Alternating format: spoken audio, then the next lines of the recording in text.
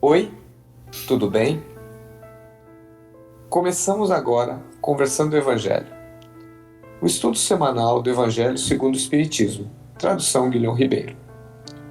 O estudo de hoje é o número 49, capítulo 16, Não se pode servir a Deus e a Mamon, itens 6 e 8, parábola dos talentos e desigualdade das riquezas. Em nome da Casa Virtual Luz Espírita Caville, agradecemos a presença do Ney, da Maria Rita, do Josimar e da Michele.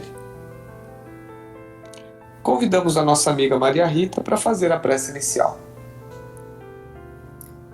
Pai Celestial, Mãe Divina, estamos aqui reunidos em nome do nosso Senhor Jesus Cristo para mais uma noite de estudo do Sagrado Evangelho.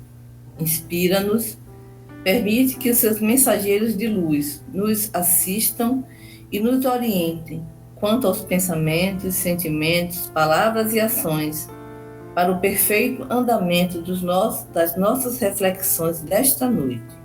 Esteja conosco agora e sempre e nos oriente. Assim seja. Que assim seja. E para iniciarmos o estudo da noite, podemos perguntar o seguinte: quais ensinamentos podemos tirar da parábola dos talentos? Pois bem, Clóvis, fazendo a interpretação dessa parábola, certo? Podemos dizer que o Senhor que está na parábola é Deus.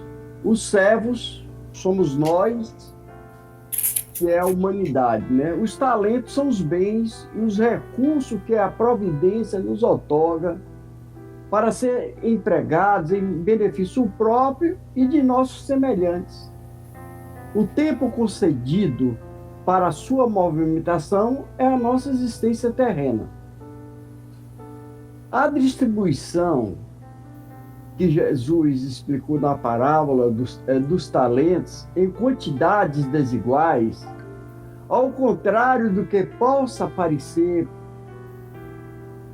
à primeira vista, nada tem de arbitrária e nem de injusta. Baseia-se na capacidade de cada um, adquirida antes da presente encarnação ou em outras jornadas evolutivas. Pois bem, os que recebem 5 talentos são espíritos jamais experimentados, mais vividos, que aqui reencarnam para missões de repercussão social. Exemplo, Divaldo Franco, novamente, Irmã Dulce. E os que recebem 2 talentos são destinados a tarefas mais restritas de âmbito familiar. São as famílias, tudo. E os que recebem um talento não têm outra responsabilidade senão a de promover o progresso espiritual de si mesmo, ou seja, fazendo a sua transformação íntima, moral, certo? Mediante aquisições de virtudes que lhe faltam. Pois bem, nota-se nessa parábola aqui a aplicação daquele outro ensino do Mestre Jesus. Muito será pedido a quem muito foi dado. Ao que recebeu 5 talentos, foi reclamado outros 5. Ao que recebeu 2, mais outros 2, ele deu ao seu amo, né? E ao que recebeu 1, a exigência foi apenas 1, certo? Então, é para nós refletirmos isso nos nossos aprendizados, nos nossos estudos que nós fazemos. Quanto mais conhecimentos nós temos, nós seremos cobrados. Isso é uma advertência para que nós não cometamos mais certos equívocos. Os servos que fizeram que os talentos se multiplicassem representam os homens que sabem cumprir a vontade de Deus, empregando bem a fortuna, a cultura, o poder, a saúde, os dons com que foram aquinhoados, que receberam de Deus. O servo que deixou improdutivo o talento, falhando na incumbência que lhe fora cometida, simboliza os homens que perdem as oportunidades ensejadas pela providência para o seu adiantamento espiritual. Oportunidades essas que eles chegam através de uma enfermidade a ser sofrida. Ele vai ter que passar isso com paciência, de um grande dissabor,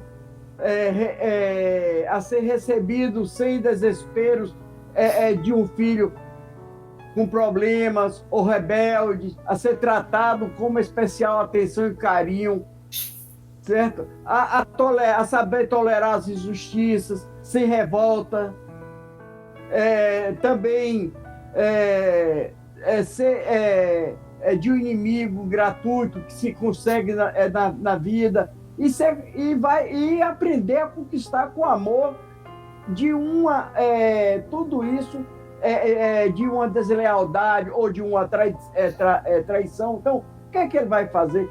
Tudo isso ele vai ter que conquistar com sabedoria, suportando, com largueza, com ânimo, dessa condição adversa que ele está passando.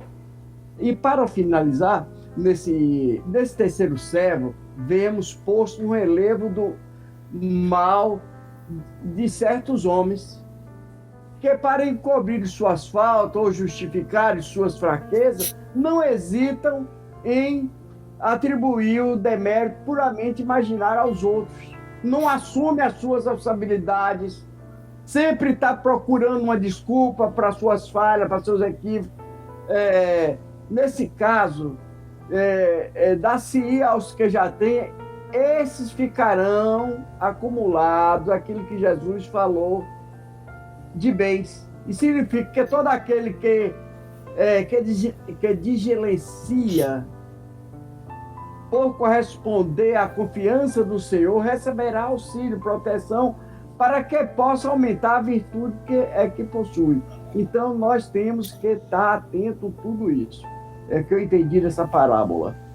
Gratidão.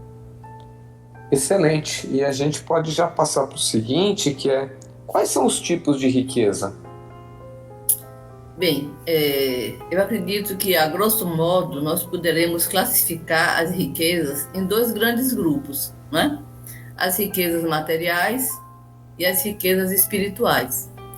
As riquezas materiais, nós as conhecemos muito bem. Mesmo aqueles que não têm, sabem o que é que significa ser rico materialmente, né? Ter boas posses, ter uma boa conta bancária, poder comprar o que quer, viajar, ter uma vida muito confortável, viver bem, vestir bem. Então, isso é muito fácil de identificar. Mas as riquezas espirituais, será que nós sabemos identificar tão bem essas riquezas quanto as materiais? Para mim, eu vejo assim, que aquele grande mandamento de Jesus, os dois mandamentos que Jesus disse, né?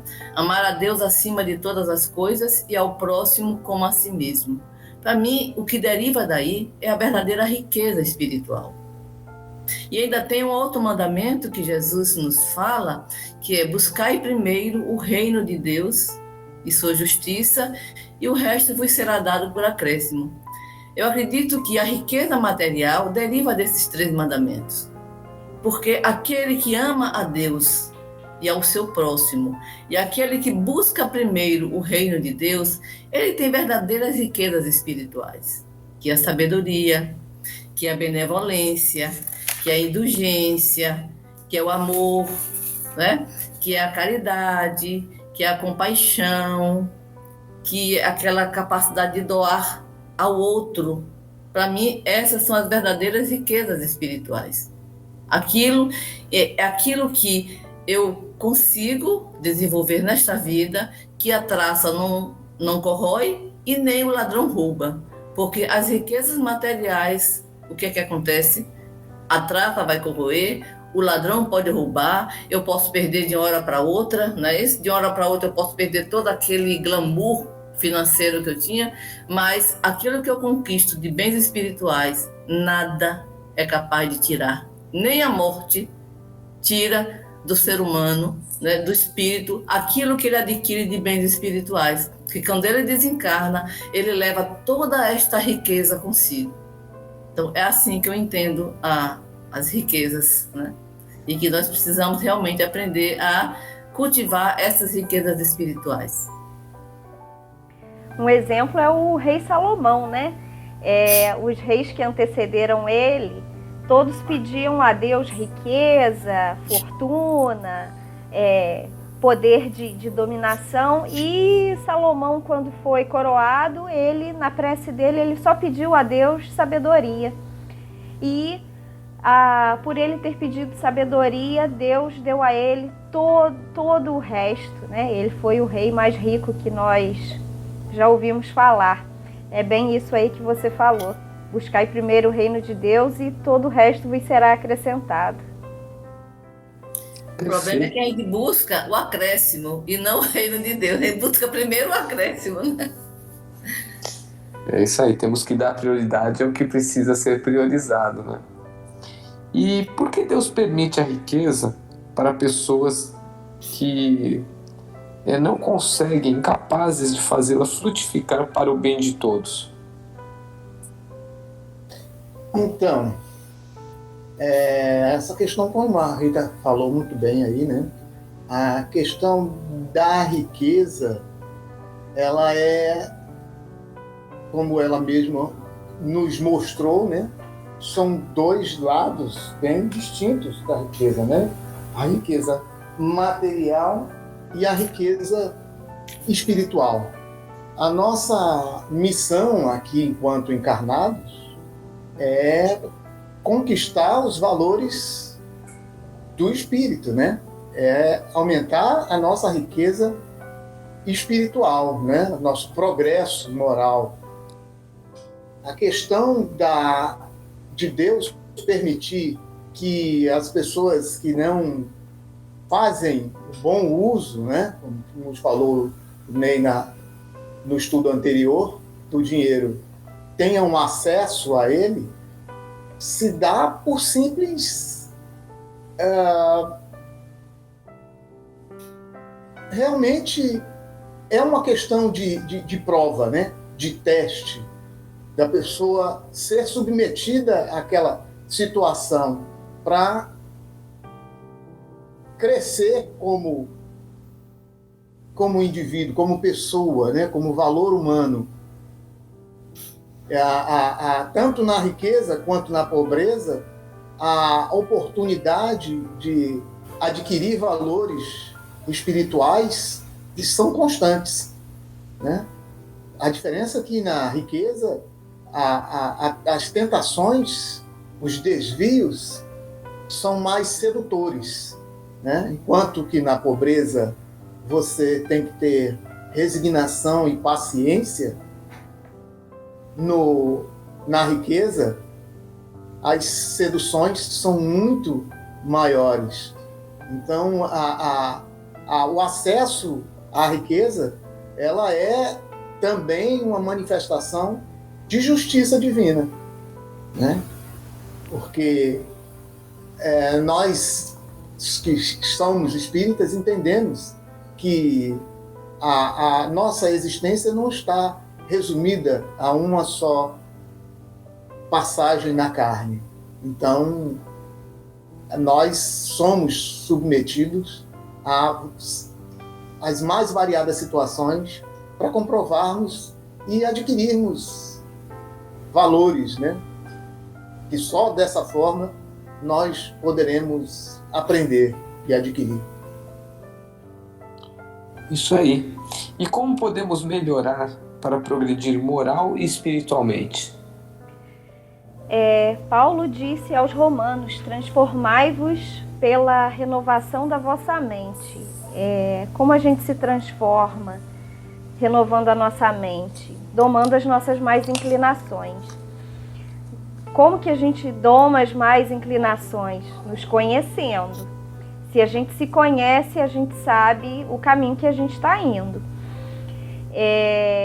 Nós espíritas, cristãos de modo geral, nós crescemos aprendendo valores morais, valores éticos, independente de frequentar casa espírita ou alguma religião. Então, nós conhecemos o caminho bom e o caminho mau. E aí a gente precisa fazer os exercícios diários. Um grande exemplo de bom exercício era o que Santo Agostinho praticava. Todos os dias, antes de dormir, ele refletia sobre as ações que ele teve naquele dia, o que ele podia melhorar para o dia seguinte. E assim ele foi progredindo. E é um exercício que nós podemos fazer diariamente. Hoje em dia tem uma palavrinha que está muito na moda, que é a constância. Você precisa ter constância na academia para adquirir um novo hábito, por exemplo, constância na dieta, constância na leitura de um livro. Não importa, mesmo que você não consiga ler 10 páginas por dia, se você lê uma, você já está sendo constante. E a mesma coisa para domar as nossas más inclinações. Nós precisamos ter paciência hoje, amanhã, depois, praticar o bem ininterruptamente. E não adianta a gente pedir a Deus, por exemplo, Senhor, me dê paciência. E aí, na primeira oportunidade que nós temos de praticar a paciência, o que a gente faz? A gente perde a paciência. Senhor, me dá a oportunidade de praticar o bem. Primeira oportunidade que a gente tem de praticar o bem, a gente vira as costas para o nosso irmão. Então, por isso que é importante a gente vigiar e orar, se conhecer e domar as nossas más inclinações. Nós não vamos acertar todos os dias, nós estamos aqui e vamos falhar, mas é aquilo. A constância vai nos ajudar a melhorar até se tornar um hábito. O nosso objetivo é sair dessa encarnação melhor do que nós entramos. E o objetivo é a nossa evolução moral. O planeta ele passou por uma transformação intelectual e está passando, e por uma evolução moral também, que vai nos levar a um planeta em regeneração. E vamos trabalhar para ter essa evolução espiritual também. E como? Através de tudo isso que nós falamos hoje. Através da sabedoria, do amor, do respeito ao nosso irmão, da caridade, amar a Deus sobre todas as coisas e ao próximo como a si mesmo. Esse é o caminho para a nossa evolução.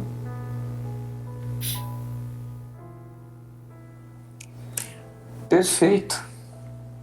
E assim chegamos ao fim do nosso estudo de hoje. Agradecemos a colaboração de todos e pedimos ao nosso amigo Ney para fazer a peça de encerramento.